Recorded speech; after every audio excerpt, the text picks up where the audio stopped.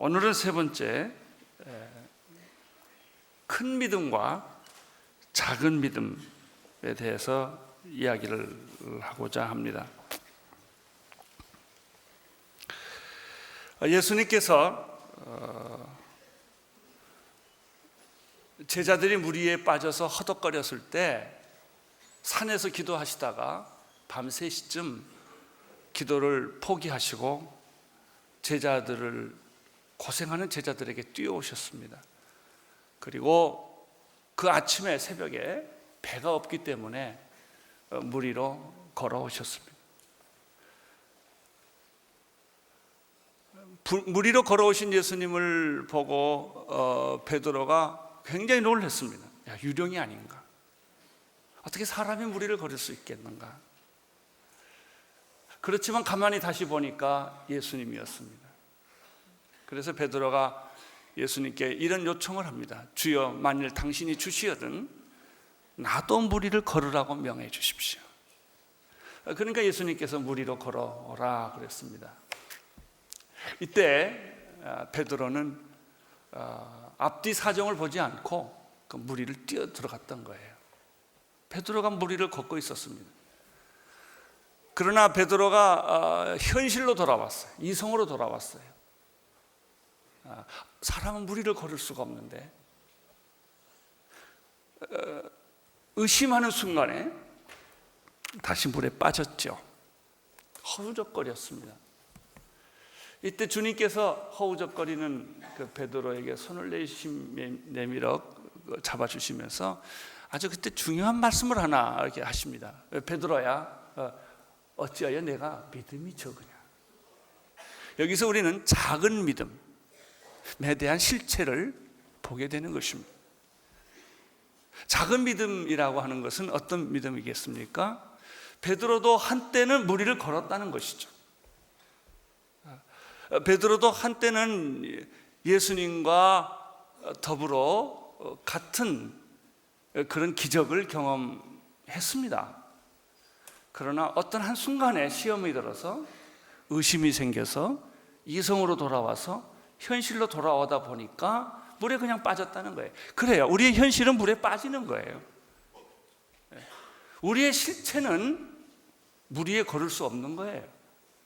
죽으면 끝나는 거예요. 인생이라는 것이. 어떻게 우리들의 죄 문제를 누가 해결할 수가 있겠어요?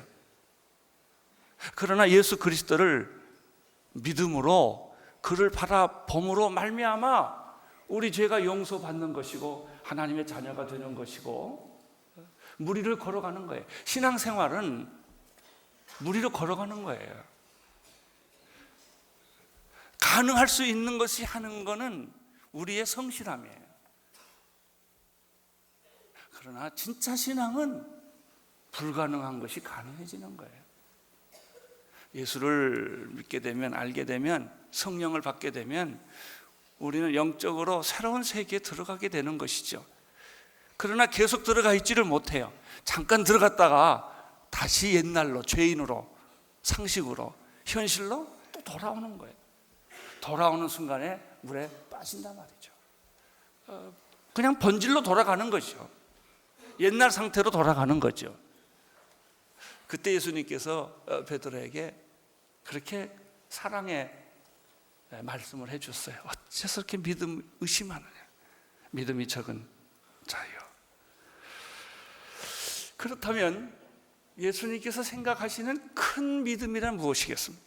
작은 믿음이라는 것이 베드로라는 사람을 통해서 하나의 그림을 보여주셨는데, 그러면 위대한 믿음, 큰 믿음이란 무엇을 두고 말씀하는 것이겠습니까?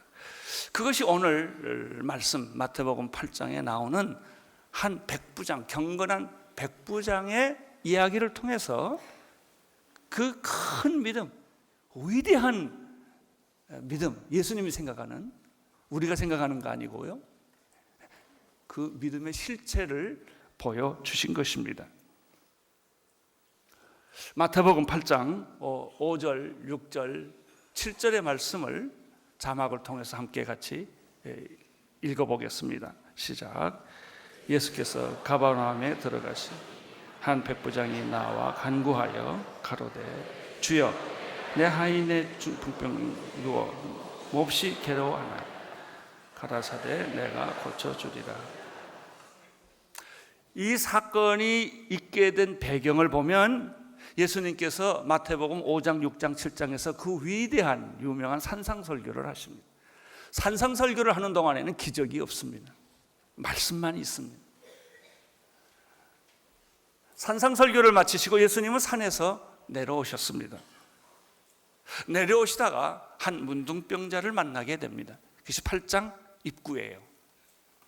문둥병자를 만났을 때 그 문둥병자가 예수님을 보자마자 주여 원하시면 저를 깨끗하게 할 수 있나이다 라고 구원을 요청을 합니다. 예수께서는 이 문둥병자를 보시고 손을 내미셨습니다. 예수님은 한 번도 누구를 거절하신 적이 없으십니다. 여러분을 거절 안 하십니다. 그리고 내가 원하노니 깨끗함을 받으라. 이 순간 이 문둥병자는 그 몸이 정말 저주의 상징이라고 생각했던, 불치병이라고 생각했던 이 문둥병이 깨끗이 나음을 받았습니다. 어떻게 이 문둥병자가 예수님을 만나서 치유를 요청하게 되었을까? 또 앞뒤 문맥을 살펴보면 분명히 예수님께서 안진뱅이를 일으키시고 봉사 눈을 뜨게 하고 귀머거리 귀를 열게 해주시고 문둥병을 고쳐주시고 귀신을 쫓아줬던 그런 아주 특이한 사건을 소문으로 들었을 거예요. 그리고 이 문둥병자는 예수를 한 번도 본 적은 없지만 나도 예수를 만나면 치유받을 수 있을 거라는 믿음이 생기기 시작을 한 거예요. 이게 중요한 겁니다. 소문을 듣고 믿음이 생겼다는 거예요.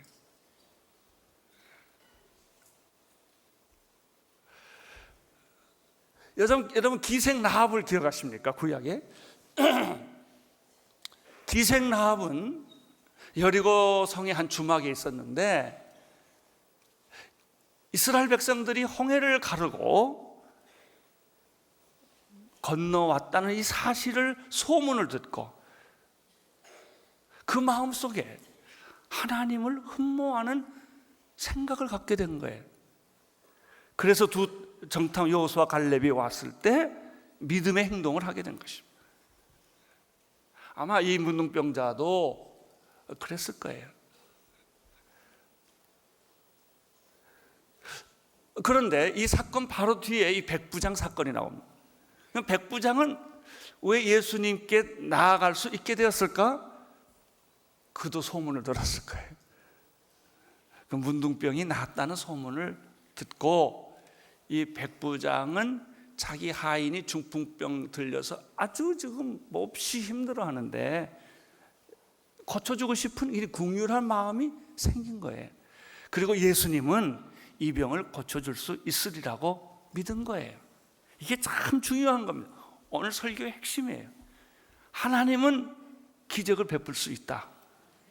하나님은 천지를 창조했을 뿐만 아니라 하나님은 불가능을 가능케 하고 없는 것을 있게 하고 안 되는 것을 되게 하시는 그런 분이신 것을 마음속으로 믿기 시작을 한 거예요. 믿기 시작을 한 거예요. 이것이 믿음의 싹이에요. 조그마한 싹이에요. 하나님 곁으로 가면 내가 되겠구나. 하나님을 믿으면 되겠구나. 예수님 앞에 가면 되겠구나 라는 생각을 하기 시작하는 거예요. 이것이 구원의 시작이에요.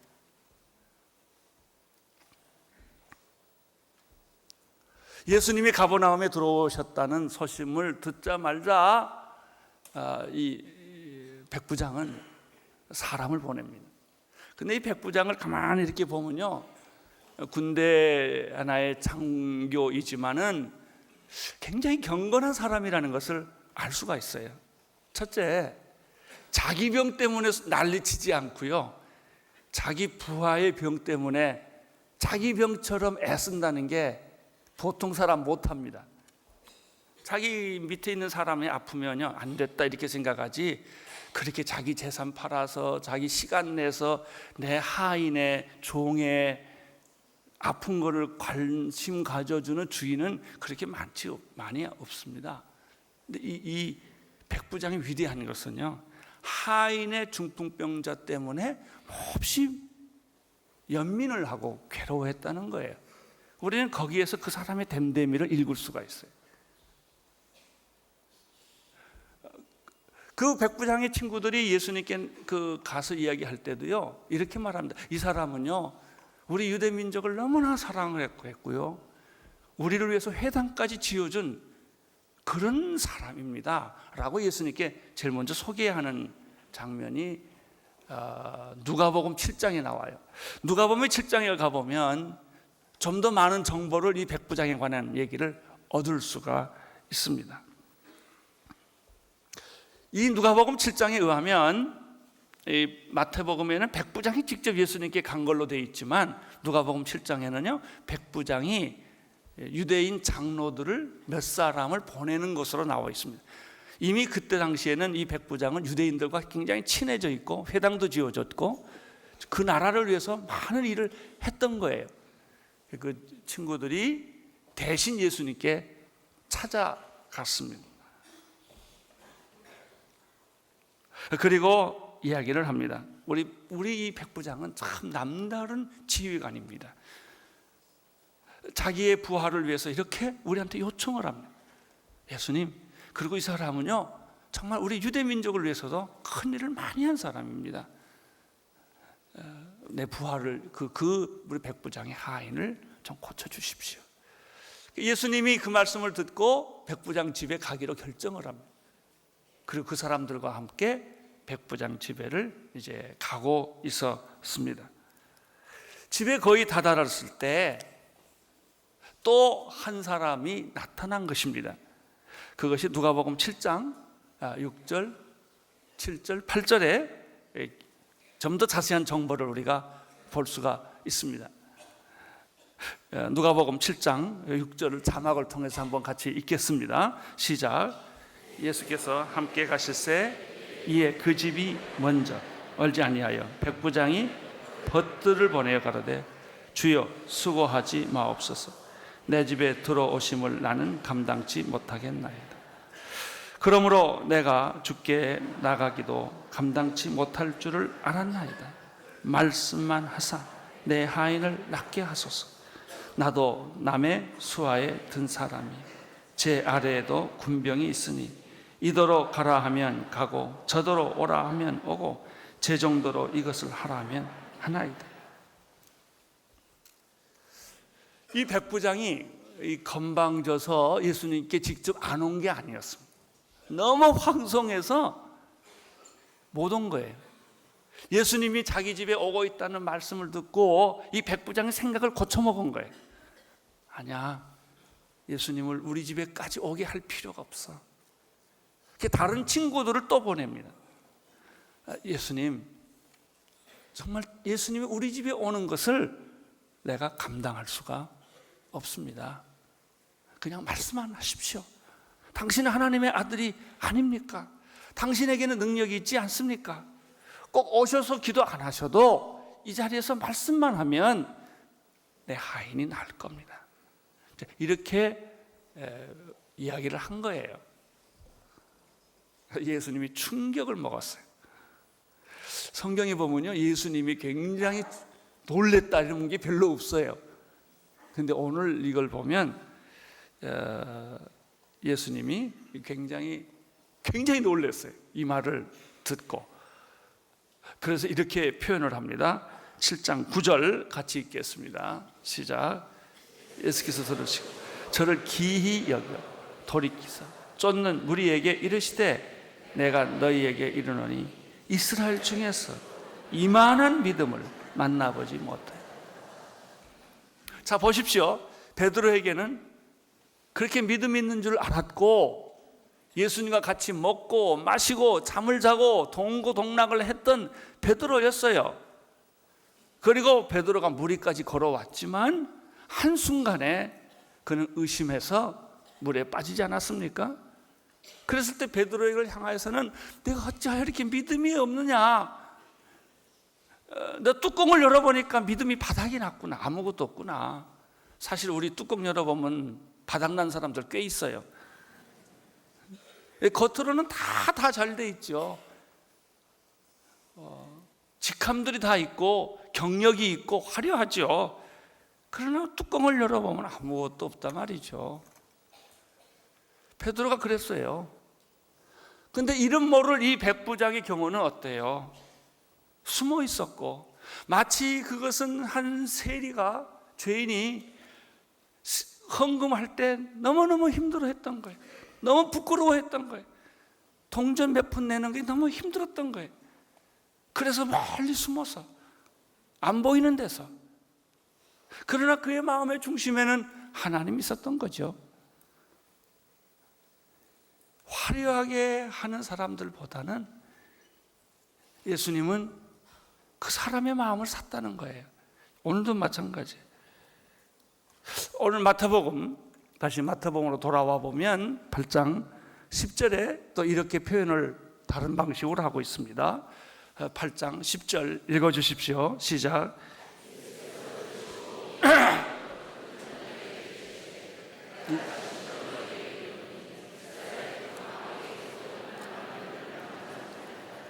그렇다면 우리가 큰 믿음이 무엇인가? 자, 작은 믿음에 대해서는 우리가 이렇게 봤는데, 큰 믿음은 그 본질은 무엇인가에 대해서 몇 가지 말씀을 들을 수가 있습니다.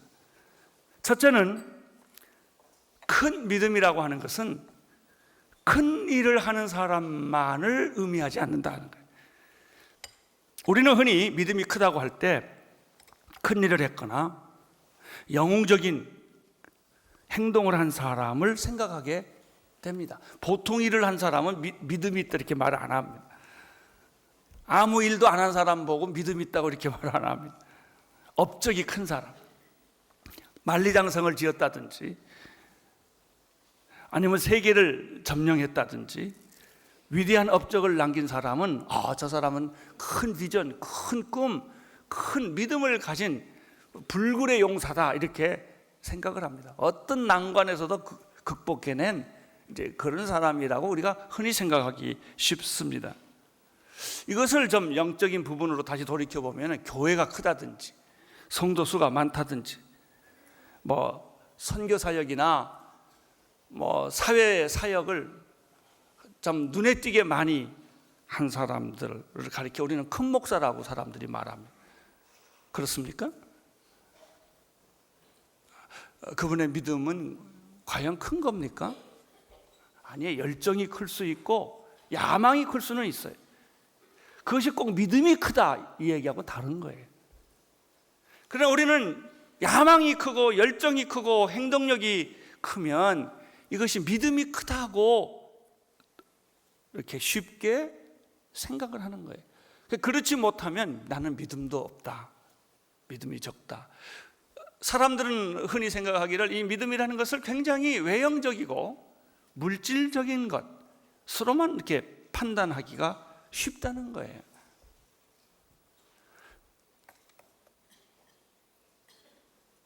그러나 야망과 믿음은 다른 것이고 열심과 믿음은 다른 거예요.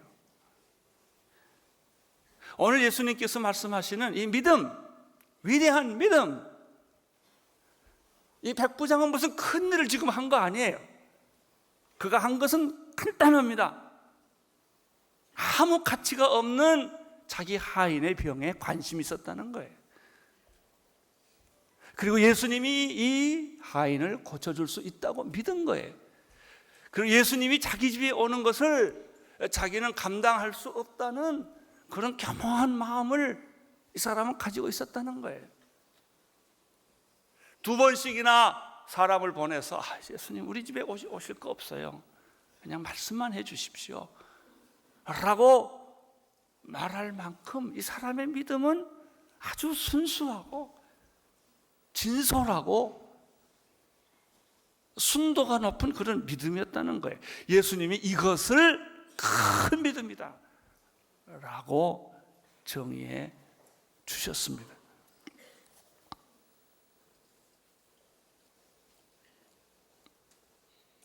믿음의 실체는, 믿음의 크기는 얼마나 하나님을 신뢰하느냐에 있습니다.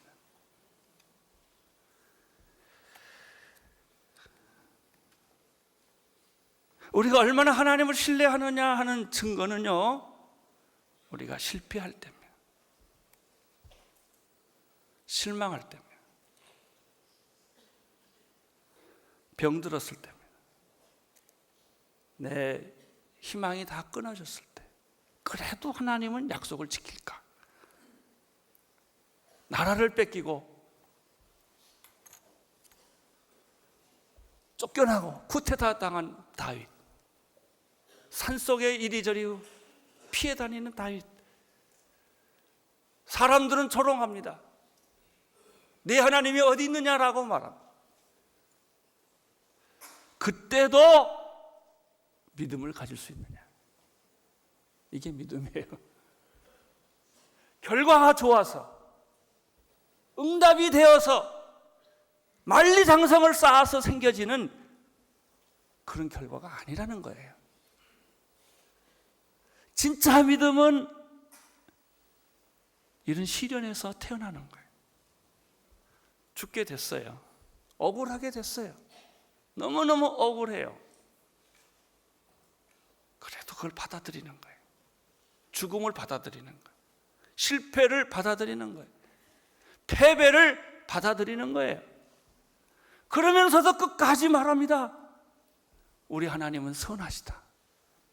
우리 하나님은 의로우시다. 우리 하나님은 영원하시다. 그렇게 믿는 거예요. 이게 믿음이에요. 이렇게 정말 그 가난 속에, 그 질병 속에, 그 패배 속에 이 믿음을, 순결한 이 믿음을 죽어가면서도, 순교하면서도 끝까지 지킬 수 있느냐는 거예요. 이게 순교자의 믿음이에요. 우리는 순교자를 보면서 왜 하나님이 능력 있으면 그 순교자를 그렇게 죽음에 내버려 두셨을까? 그런 생각을 하지 않겠습니까? 이 순교자는 외롭게 죽은 거예요.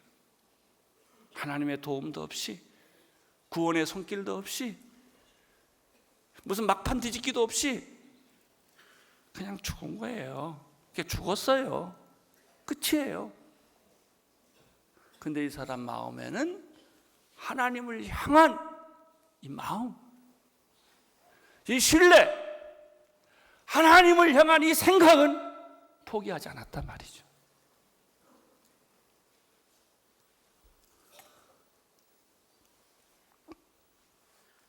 광야에 쫓겨간 세례요한, 아기를 낳지 못한 한나, 예언이 거절당한 예레미야처럼 처절한 환경에 있을 때 믿음의 실체는 시련의 검증을 받게 되는 것입니다.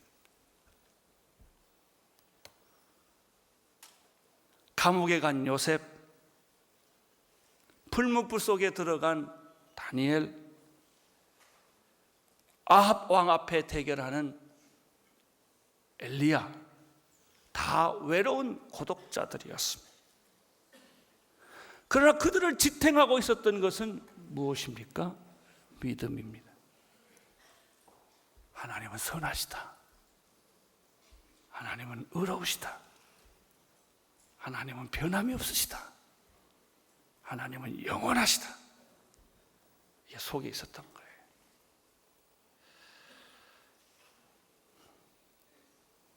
그 많은 믿음의 사람들은 이런 생각을 했을 거예요. 과연 하나님은 살아계신가? 졸지도 아니하시고 주무시지도 않으신가? 하나님은 나의 신음소리를 들으시는가?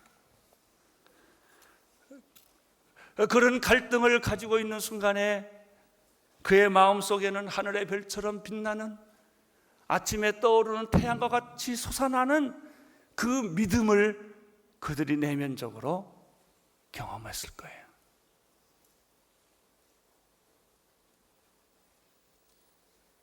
믿음은 어떤 업적이 아니라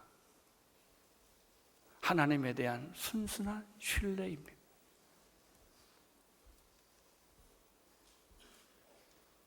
왜 나에게는 이런 자식을 주었습니까?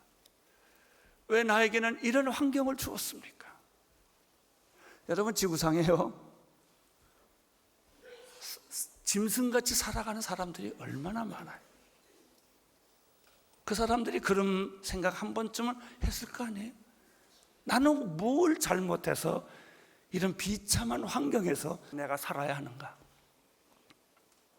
그럴 때도 하나님의 선함과 인자하심, 비가 오지 않고 땅은 마르고 지진은 나고 쓰나미는 덮치고 이런 상황에서도 하나님은 선하시다, 이렇게 과연 믿을 수 있는가? 이게 믿음이에요. 믿음의 실체는 여기에 있는 거예요.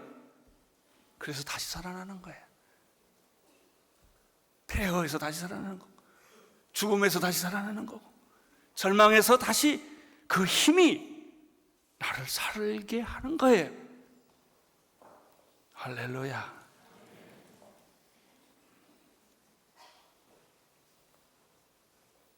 백부장은 예수님을 만난 적도 없고 본 적도 없습니다.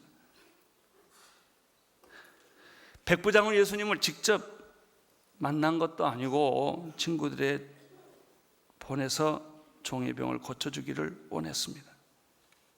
여기서 우리가 두 번째 발견하는 믿음의 정의가 있어요. 그것은 위대한 믿음이란 끝까지 그럼에도 불구하고 그리하지 아니하실지라도 예수님 바라보는, 오늘 나는 여러분에게 그런 일이 있게 되기를 바랍니다. 그리 아니하실지라도 모든 것을 다 잃었어도 주님을 바라보십시오. 주님을 바라보십시오. 그래도 주님을 바라보십시오. 이게 믿음이에요. 이 눈에 아무 증거 아니 보여도, 내 손에 잡힌 것이 아무것도 없어도 주님을 신뢰하고 주님을 믿고 주님을 따르는 것입니다. 베드로는 예수님을 보고도 물에 빠졌고, 이 백부장은 예수님을 보지 않고도 응답을 받았습니다. 이것이 큰 믿음과 작은 믿음의 차이입니다. 자, 보십시오. 예수님, 백부장은요, 2번씩이나 우리 집 예수님 오는 거 나 감당을 못하겠어요. 그냥 말씀만 하십시오 라고 했습니다. 이 말 속에 얼마나 예수님에 대한 신뢰, 예수님에 대한 경외감, 예수님에 대한 그 순도 높은 믿음이 있다는 것을 우리는 발견하게 되는 것입니다.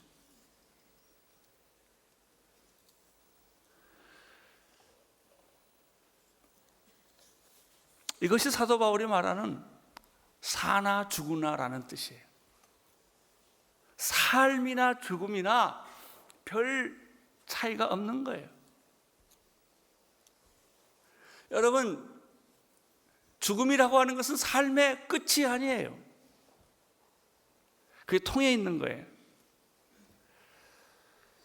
세 번째, 오늘 백부장의 믿음을 통해서 마지막으로 발견하는 것은 실제로 믿음에는 능력이 있다는 것입니다.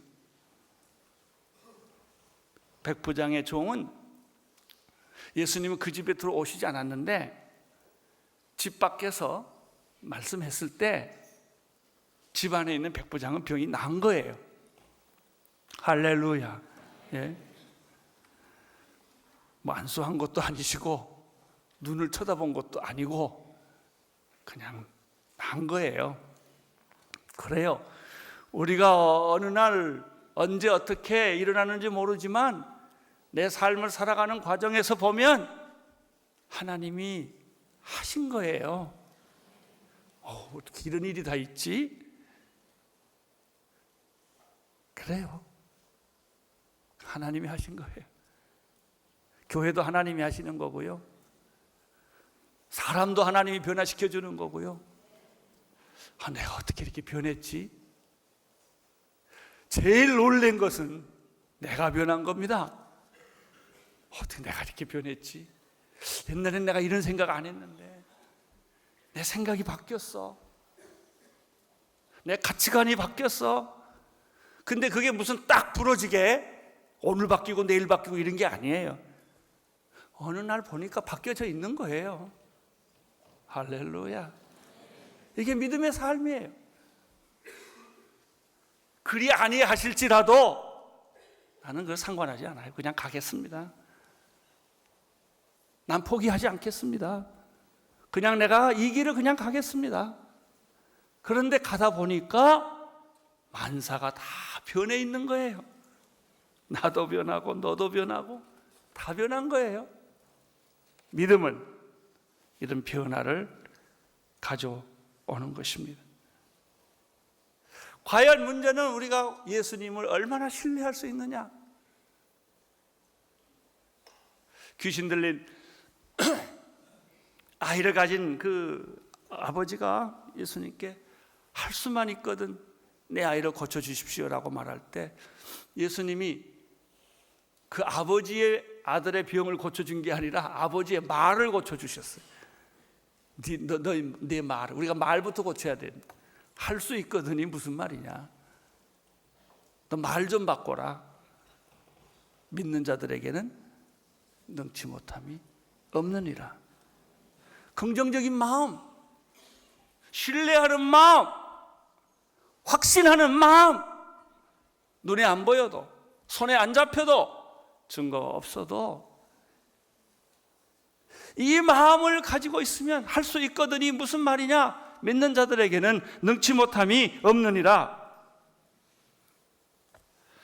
마태복음 17장 20절에서 예수님은 이렇게 말씀하셨습니다. 자막을 통해서 같이 읽어보겠습니다. 시작. 진실로 너희에게 이르노니 너희가 만일 믿음이 한 겨자씨만큼만 있으면 이 산을 명하여 저기서 옮기고 하여도 옮길 것이요. 자, 겨자씨만한 믿음은 산을 움직이고 바다를 가르고 하늘을 열게 한다, 그런 뜻이에요. 믿습니까? 그래요. 그렇게 큰 믿음이 아니어도 겨자씨만한 믿음만 있어도 산이 움직이고 바다가 갈라지고 하늘이 열려요. 예수님의 제자들이 왜 귀신을 못 쫓았을까요? 예수님의 말씀, 너희가 어찌하여 믿음이 없느냐, 이렇게 말씀했어요. 우리의 내면의 세계를 들어보면서 먼저 우리의 믿음이 바닥난 것을 고백해야 합니다. 주님, 정말 보니 나는 믿음이 없네요. 도와주세요. 믿음 없는 것을 도와주세요. 이렇게 막 기도하기 시작해야 합니다. 정말 내가 예수님을 믿고 신뢰하는 믿음을 갖고 싶습니다. 도와주세요. 그러면 믿음은 어떻게 생기는 거예요? 성령이 부어질 때 믿음이 함께 옵니다. 고린도전서 12장 8절부터 10절까지 말씀을 자막을 통해서도 읽어보겠습니다. 시작.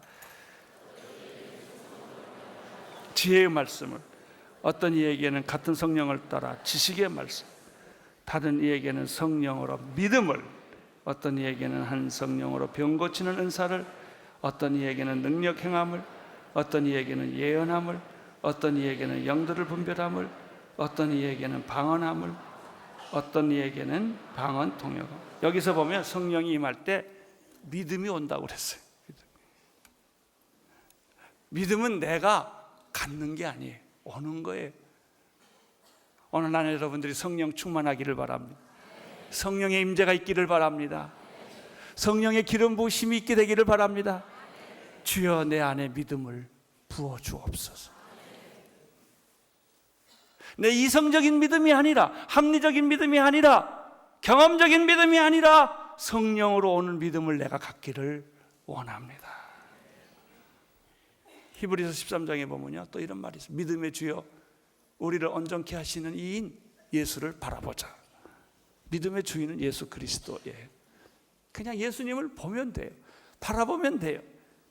마지막 순간까지 괜찮아요. 다 잃었고 다 포기했고 여러분 다 놓쳤다 하더라도 예수님 한 번만 놓치지 않으면 돼요. 저는 미우라 아야코가 이 치매병에 걸려서 죽어가는 한 노인과 이야기를 하던 그 기록을 제가 기억하고 있어요. 자기 선생님인데 선생님을 방문을 했어요. 그랬더니 선생님이 자기를 못 알아본다는 이 노망이 들어서 사람 분별을 못해. 굉장히 슬펐대요. 이렇게 사랑하는 선생님이 나를 못 알아보시다. 오물을 그냥 온 벽에 붙이고 그랬다는 거예요. 그런데 마지막으로 이 선생님하고 얘기를 하는데 예수님은 기억하세요? 그랬더니 이 할머니가 선생님이 내가 예수를 알지 그랬다는 거예요. 이렇게 글을 썼어요. 나는 잊어버렸을지라도 그 선생님은 예수님을 잊지 않으셨다고. 할렐루야. 끝까지 예수님을 기억하십시오. 끝까지 예수님을 신뢰하십시오. 그것이 믿음이에요. 그게 남아있는 거예요. 주여, 우리의 믿음을 온전케 하여 주옵소서. 믿음을 부어 주옵소서. 성령을 부어 주옵소서. 마지막 순간까지도 예수님을 바라보게 하여 주옵소서. 할렐루야. 이런 믿음의 순결한 축복이 여러분에게 있게 되기를 축원합니다. 기도하겠습니다. 하나님 아버지, 우리의 믿음의 겉모습이 아니라 내면적 모습에서 순결한 믿음 갖게 되기를 원합니다. 순도가 높은 믿음이 있기를 원합니다. 예수님 바라보는 믿음 있게 되기를 원합니다. 우리 모두에게 그 믿음을 주어서 흔들리지 않게 하여 주옵소서. 예수님 이름으로 기도드립니다. 아멘.